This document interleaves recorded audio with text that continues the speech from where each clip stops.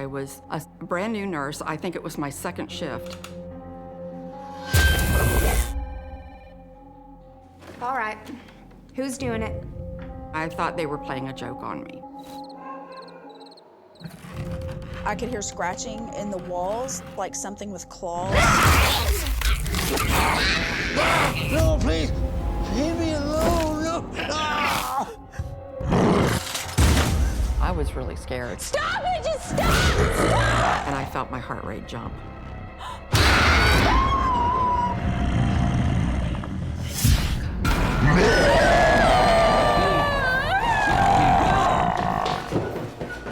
It was very hard to make myself go in the room, but it had to be done. Don't take me, please. No, no. Please, don't let them take me. Who? The children. Don't let them drag me to hell. They wanted me dead or gone or both.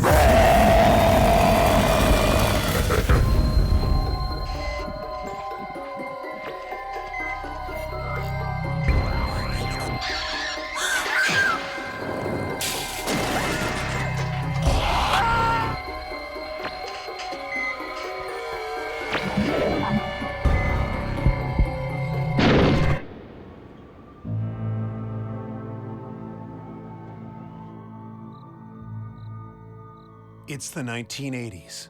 Joy Powers is a young nurse at the start of her career. I worked as a critical care nurse in a large Catholic hospital in Southwest Tennessee.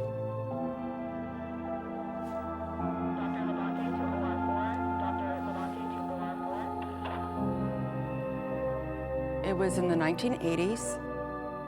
I was young, and it was a metropolitan area. It was a lot of fun. It was exciting.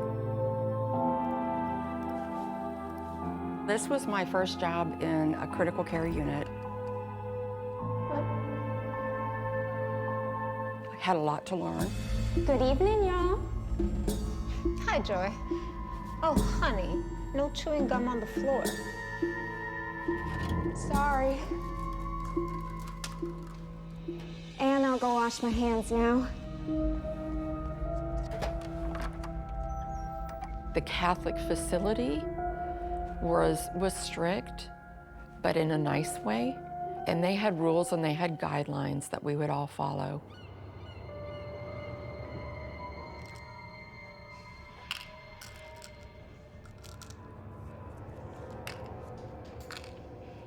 I'm not doing 2 or 3 of these, just 2. I was a brand new nurse. I think it was my second shift.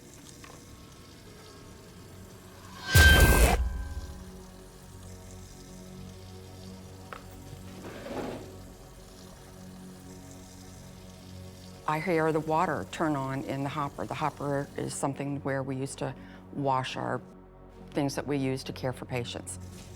There was no mistaking that the water had been turned on.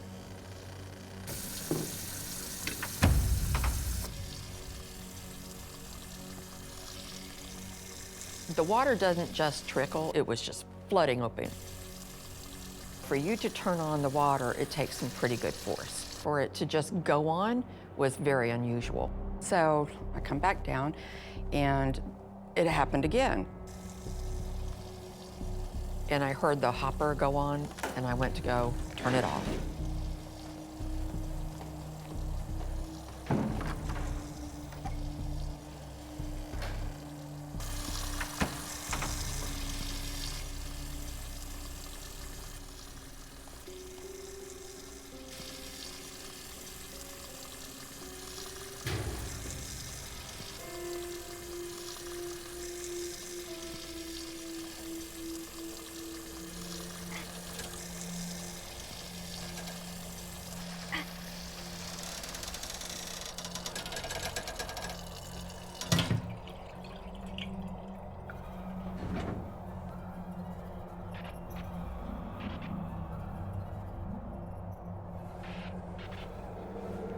I thought they were playing a joke on me, that they were doing an initiation. And so I asked them. All right, who's doing it? Well, I guess our ghost is back. What are you talking about? Sometimes we have ghosts and they do stuff. A ghost? Seriously? You expect me to believe that? Believe what you want, honey, but it wasn't us.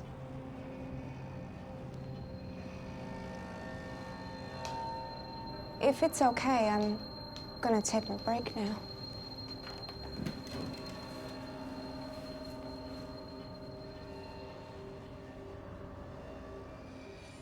In the break room in the 80s, unfortunately, it was no big deal for nurses, respiratory therapists, doctors to smoke in the hospital. So we would go to the break room to smoke.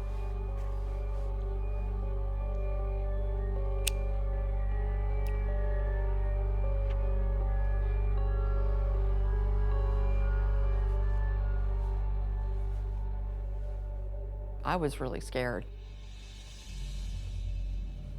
How can you not be?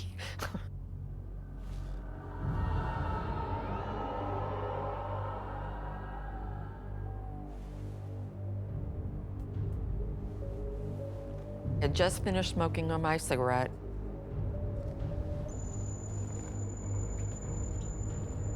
I had just put it out, and as I was leaving the break room, I had just gotten to the door of the break room. And I turned around to see the ashtray on the floor and all of the ashes and butts on the floor. Oh, honey, it's okay. It's okay, honey. Sit down, sit down. It just scared the crap out of me. It was on the table and it just flew. What is going on here?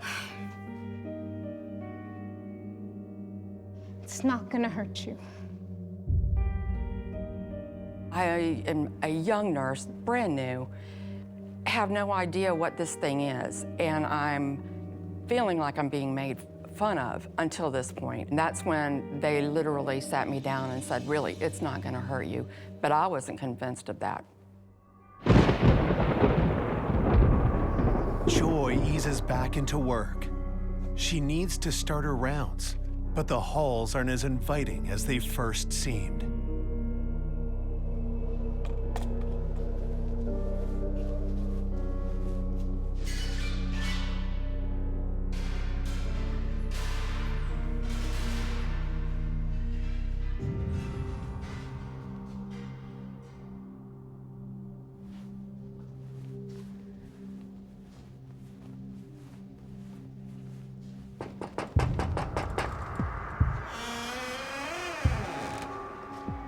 How you doing tonight, Fred?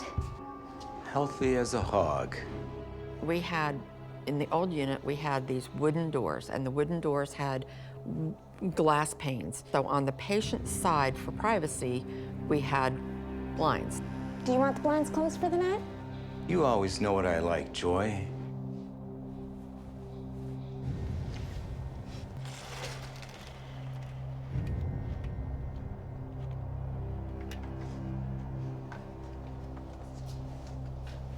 Sleep well.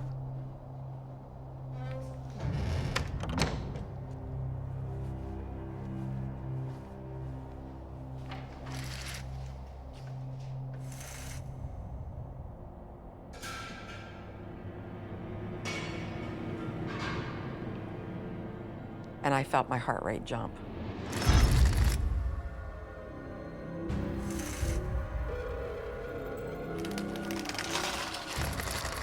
The noise of the blinds seemed to get more and more aggressive.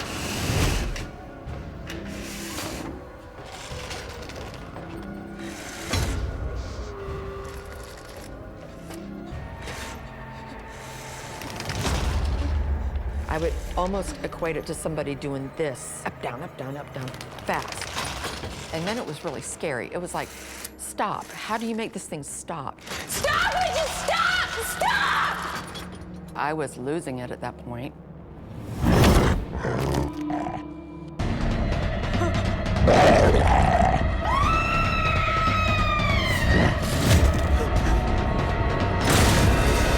Spirits manipulate objects for many reasons. They want to get someone's attention. They want them to know that they exist in the same space. They want to see how they're going to react. Will they acknowledge them or ignore them, or will they simply live in fear? I felt literally like the entity or whatever this was showing up for me and trying to get me nervous, and that was working. Scared the fire out of me. It really did. And that's when I said to myself, oh, there's something to this. The nurses aren't the only ones who are experiencing mysterious events. Then we started getting information from patients.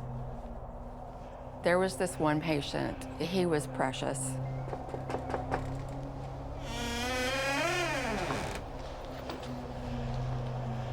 How's my favorite patient doing tonight?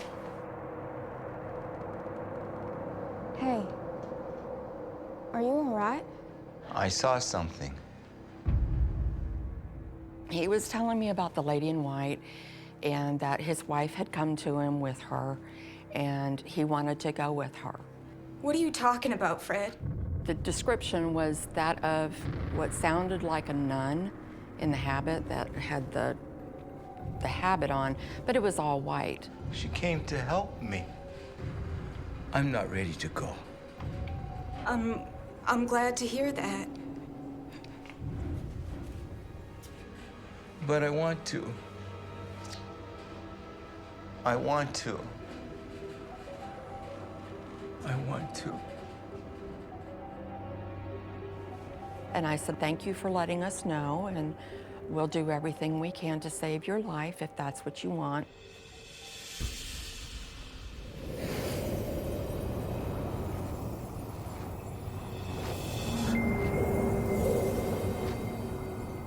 Just a couple of hours later, he did have a medical emergency.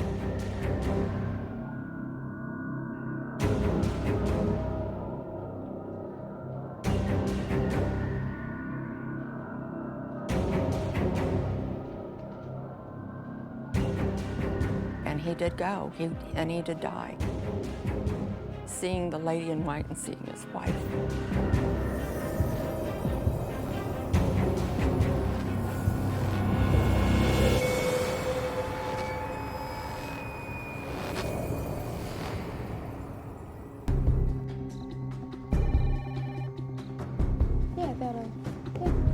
Mrs. Jones in room 7 saw the lady in white. I started tracking it when patients would tell us that they would see the lady in white. Immediately, I would go ahead and get the crash cart ready. Whether they died or whether they lived, there would be a medical emergency for that patient every time. Room 7, let's move.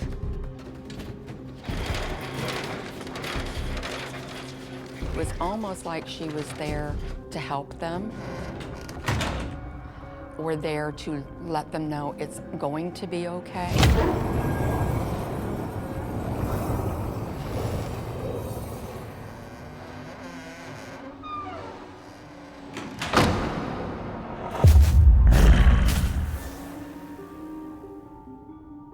Whereas the lady in white proves to be a good omen, her presence only confirms that another sinister entity walks the halls.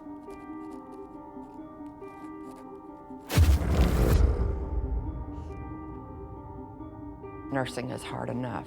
Then have all of this other activity come with it that you're powerless to do anything about.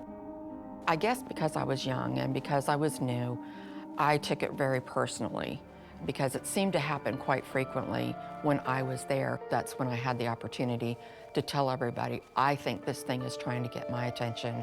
I'm afraid.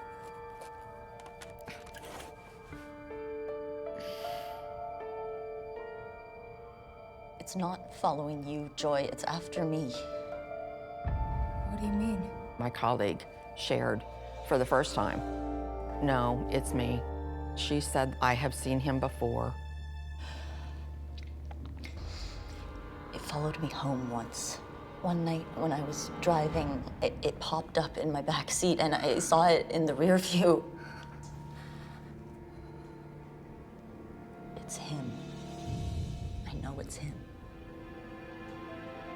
She did not want to talk about the dark man. She was afraid of the dark man. I didn't know if you'd believe me. I believe you. I went immediately to our nurse manager. She went to administration. I know with the Catholic Church, there's very specific steps. What are we supposed to do about this? I mean, it's not like we're eating or sleeping. We're gonna start killing patients ourselves out of neglecting. We're supposed to be protecting these patients, and we can't even do that. What are we gonna do? This whole place needs to be bathed in flames. I don't know what is here. We can't give up. We have to be strong for our patients.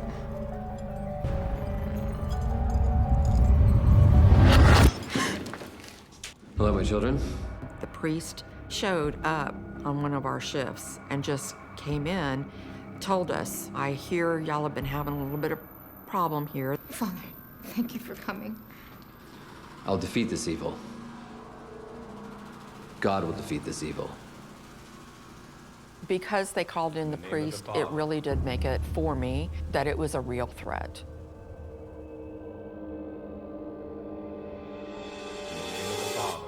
He went room to room, and he touched each room, and he prayed over each room.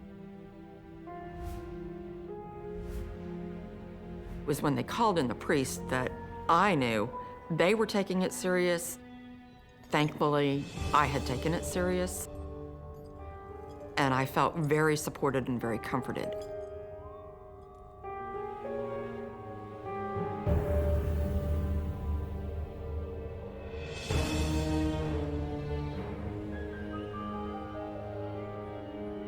Come, my children. We must unite against the darkness.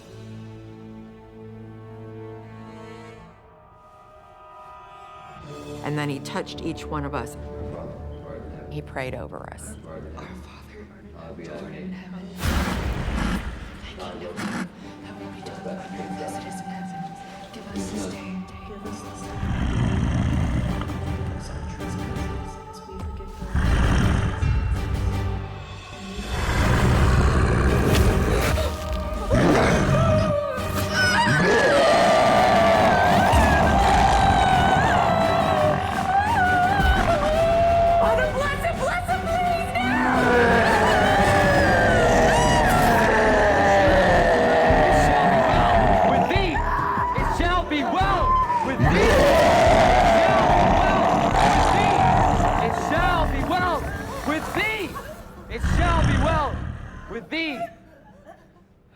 Whole atmosphere of the unit changed. It became instantly calm. It became instantly like a weight came off.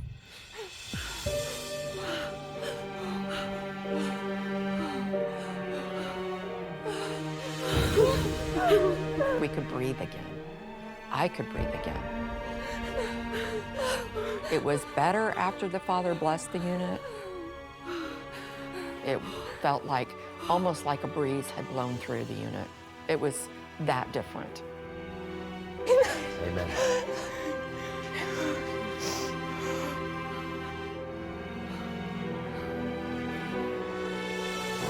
The weeks pass, and there are no more reports of paranormal activity from either patients or staff. We thought we're not going to have a problem now. Not so. Not so.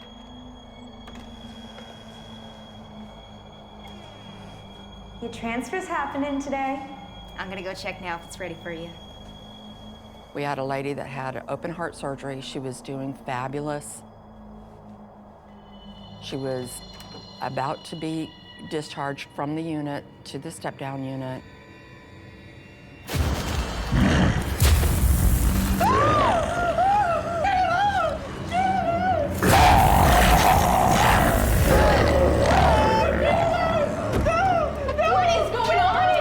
She was terrified. Growling at me! She said, he's over in the corner, he's dark, he's mean, he's growling at me. I don't like him, get me out of here. I'm gonna get you out of here, okay? It's gonna be okay. Get me out! Get me out! Nothing was going to calm her down.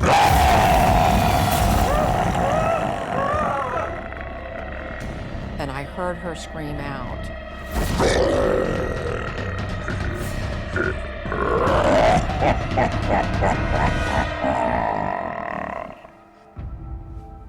You feel completely helpless. What did I just witness? I don't know. We had to open her up, and we saw what's called a blown aorta, blown open like a flower. Boom. There was no evidence of that in her chart. From surgery, they didn't see anything. There was no precursor, no warning, except for her telling me about the dark man and how she didn't like it there. There are so many negative paranormal occurrences in this ward that a Catholic priest had to be involved to bless this space. As a paranormal researcher, I believe that this is something on the land. So regardless of the blessings and the purification of the space, this might be something that is just infused in the structure that keeps coming back over and over for some reason. It was like, almost like a last, haha, I'm still not gone. The dark seemed to me to be very destructive. It seemed to be bent on negative. It seemed to be very heavy, very hard. Whereas the lady in white was so calm and so comforting, always soothing. It changed my life, actually. It had a profound effect on me.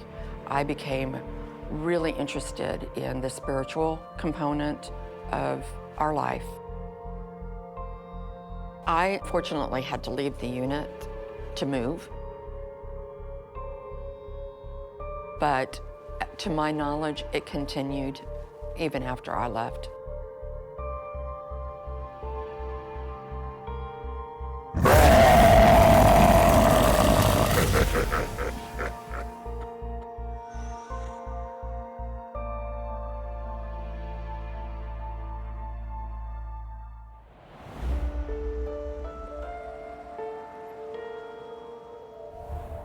Registered nurse Deborah Gullett accepts a new assignment, overseeing palliative care for an elderly bedridden patient.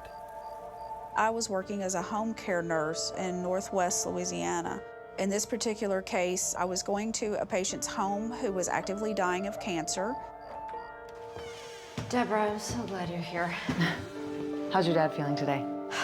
Honestly, I think he's getting worse.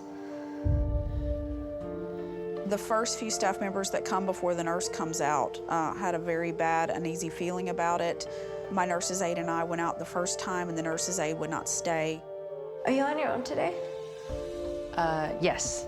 My assistant won't be joining me. It'll just be me. After that, I was the only one that went into the home. No one wanted to go there. I'll go check on him.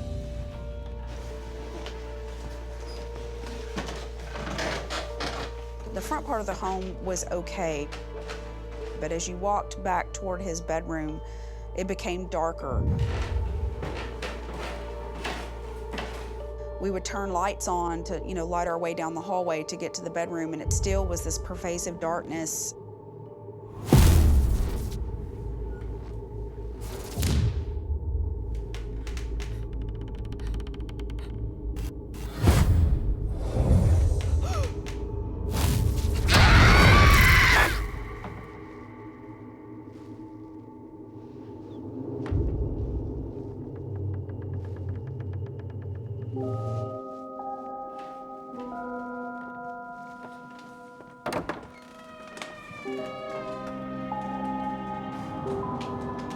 Hello, Mr. Jones.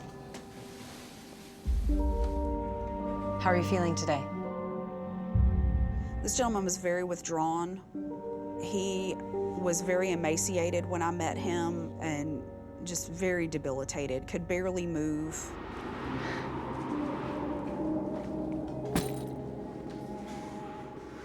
You must be freezing. There was just this pervading darkness that concentrated in the bedroom where the man was. Oh, thank you, Deborah.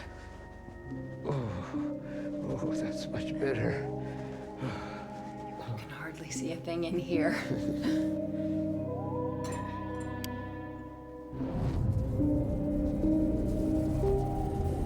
It was just heavy feeling of fear and anger, but I could not leave the patient.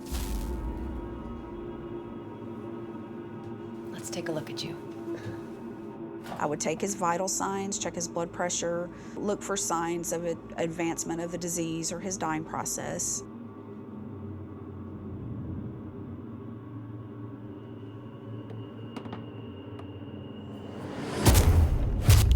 There.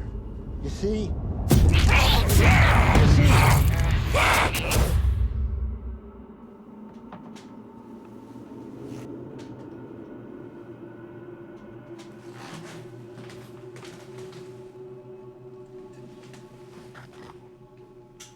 Is this your wife? Yeah. She's lovely. There. How's that?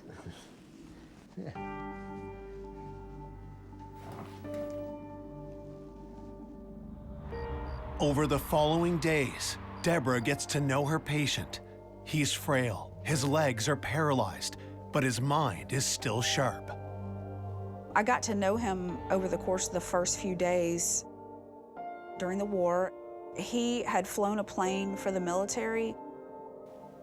Do you miss flying? Yes and no. Not all memories are good. How do you mean? Did you nearly crash? No. I was piloting one night on a sortie. And the bombs dropped on the wrong target. Many people were killed, including children. He told me that he had felt a lot of guilt about this, that it was an accident. As God is my witness, I am so sorry. I'm so sorry. Would you like to pray? Yeah. I tried to reassure him. He was Catholic. I prayed with him a lot, every visit. Holy Mary, Mother of God, pray for us sinners now and at the hour of our death. He would cry often and tell me how afraid he was to be alone.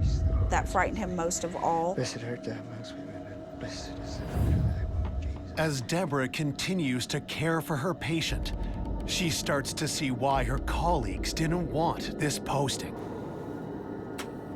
From the first visit, I noticed the temperature being lower in his room, severely lower. It was very cold in there at all times.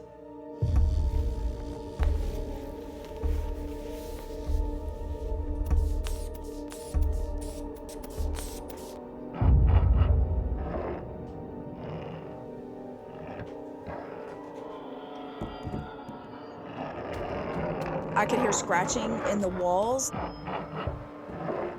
like something with claws behind his bed and in the ceiling.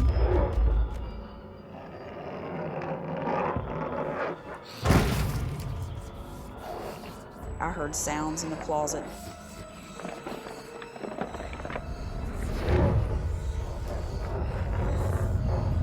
The noises were terrifying.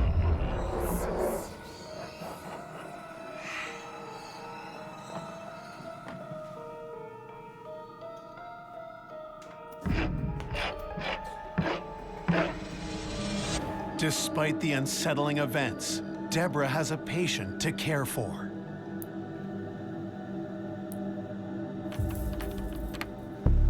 I feel like I was being watched every time I went in the room.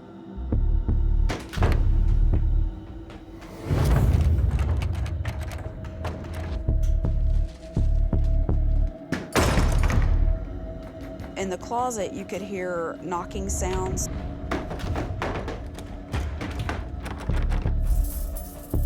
And clothes hangers rattling. Almost like a breeze was going through the closet, even though there was no air movement.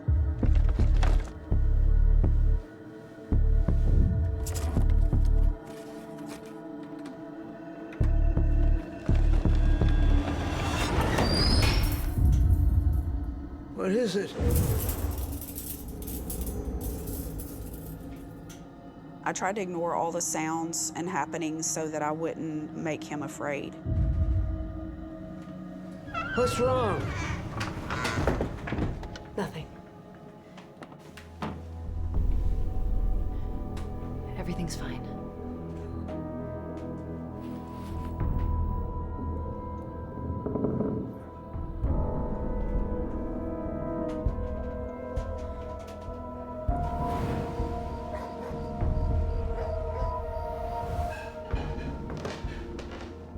I could hear the noises from the hallway. It was very difficult to go into the room, but I could not leave him alone. I had to do my job. It was very hard to make myself go in the room, but it had to be done. Please, no, please. No, don't take me, leave me. Leave me alone. No, no. Oh, Mr. Jones, wake up. You're having a nightmare. He was very frightened. He was so afraid. He couldn't sleep despite the medication we were giving him. He was just tortured at all times, day and night. Please, don't let them take me. Who? The children. He believed that the children he had accidentally killed were coming for him. I discounted it at first because the gentleman was dying and he was on medications for pain, and I thought maybe he was hallucinating. This was the first time I ever had someone tell me that something evil had come for them. There. Everything's gonna be all right now.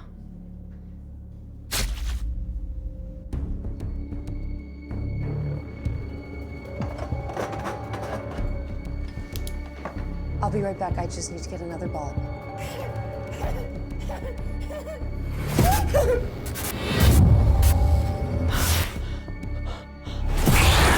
Don't let them take me.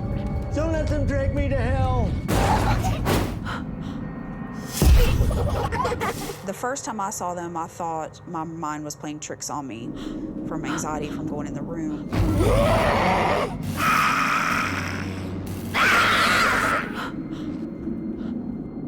Deborah's patient reports seeing shadowy figures the size of small children running around his room. And it's tempting to just dismiss these as hallucinations, nothing more than the products of a dying brain. Don't let them take me away. Except for the fact that Deborah sees them too.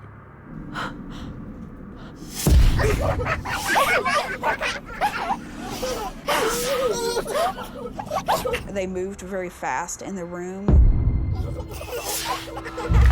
They were just very dark, shadowy figures.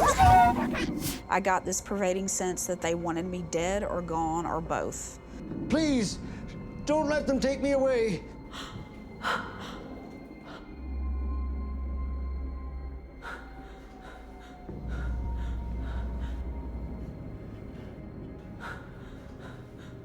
Please, don't let them take me.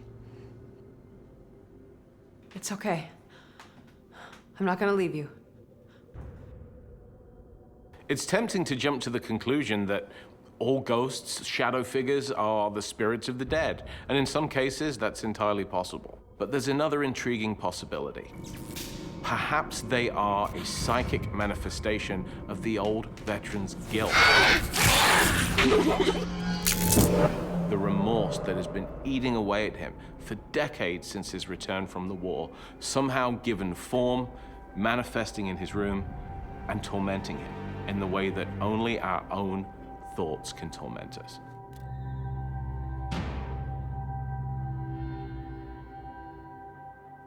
After that night, he trusted me and told me he didn't want me to think he was crazy.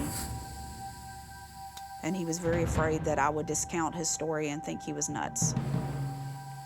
And I did not.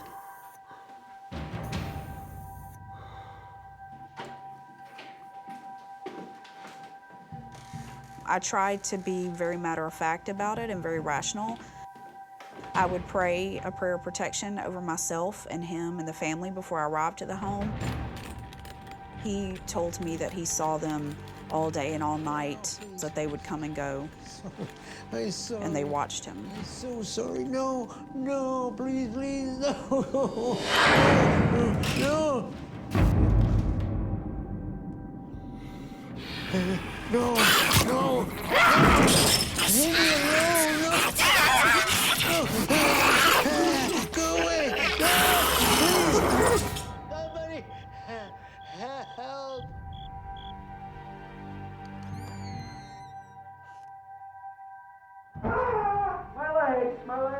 He was yelling for help and sounded very desperate and very afraid.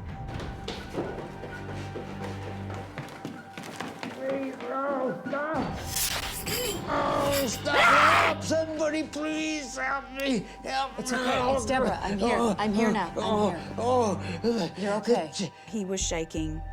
When I reached him, he was terrified. Oh, no, no. They're children. They're scratching my legs. They're clawing at my... You're okay. He told me that he could see the children at the foot of the bed, grabbing the covers and reaching under to scratch his legs. And they had been scratching him all night, and he couldn't make them stop. And he was very, very afraid. Okay. Legs. Okay. I gotta stop them, please.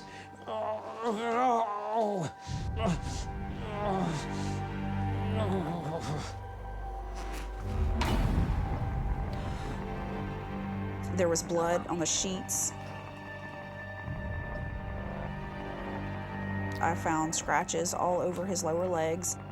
Some were very deep, and you could see the blood oozing from them. The sheets were bloody all around his legs. What happened? Children. They're clawing at my legs. Please make them stop.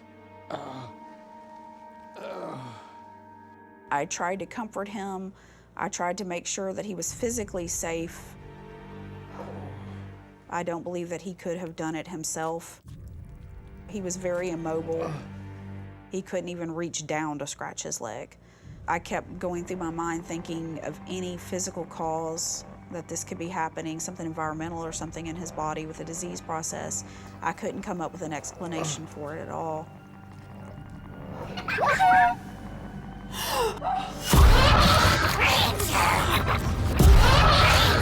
I couldn't believe these things were happening before my eyes.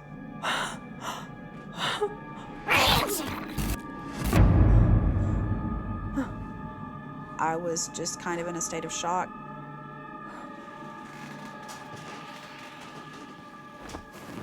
I had not seen anything like this before, especially of any kind of paranormal origin.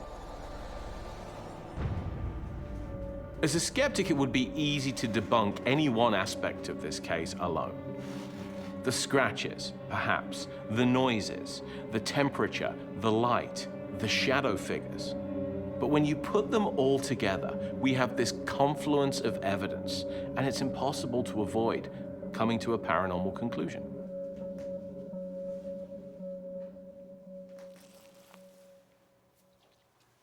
After I bathed him and got the scratches cleaned up and got the blood cleaned up, he had to stay in that room because the oxygen setup worked in that room.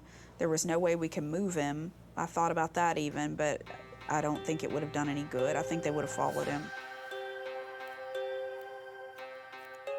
Seeing someone physically harmed in front of me with no way to explain it frightened me horribly. I knew that if it hurt one person, it could certainly hurt others in the house, including myself.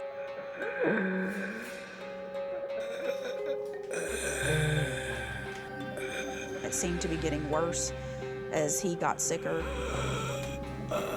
Every time the noises would get louder and louder. The banging in the walls and the rattling in the closet.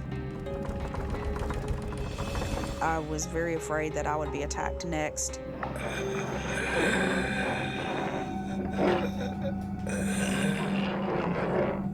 The family and I discussed his needs, and finally we went ahead and called in a priest.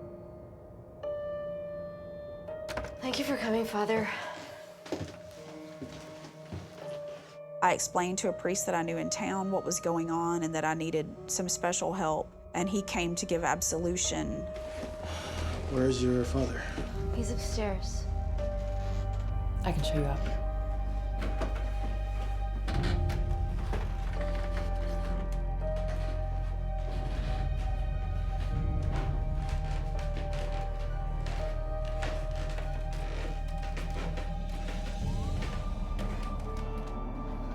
His room's just at the end of the hall. Something feels wrong.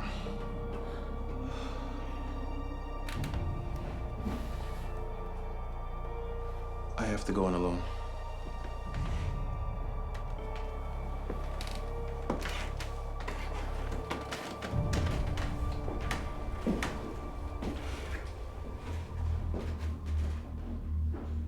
The priest stayed with the patient probably about an hour alone with him in the room.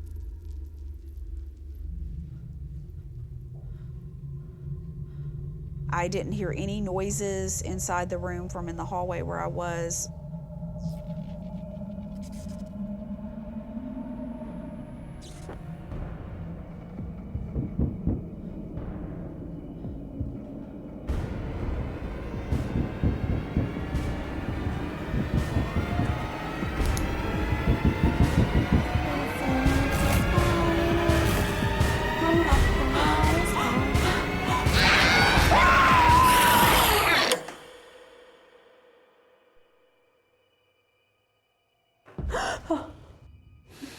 Everything is all right now.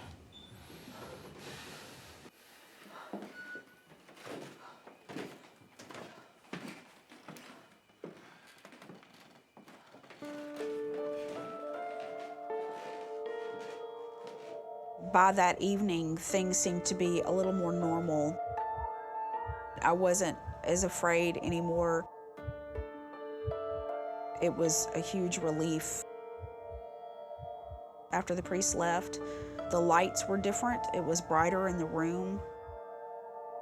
He had left a crucifix and some holy water at the bedside, and he could talk and sleep and be at ease finally. She's here with me now.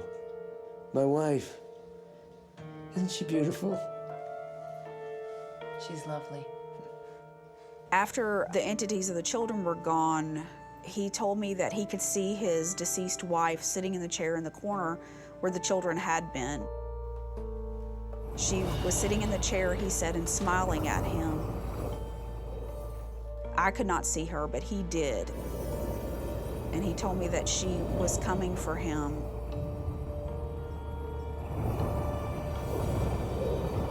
He was not afraid anymore.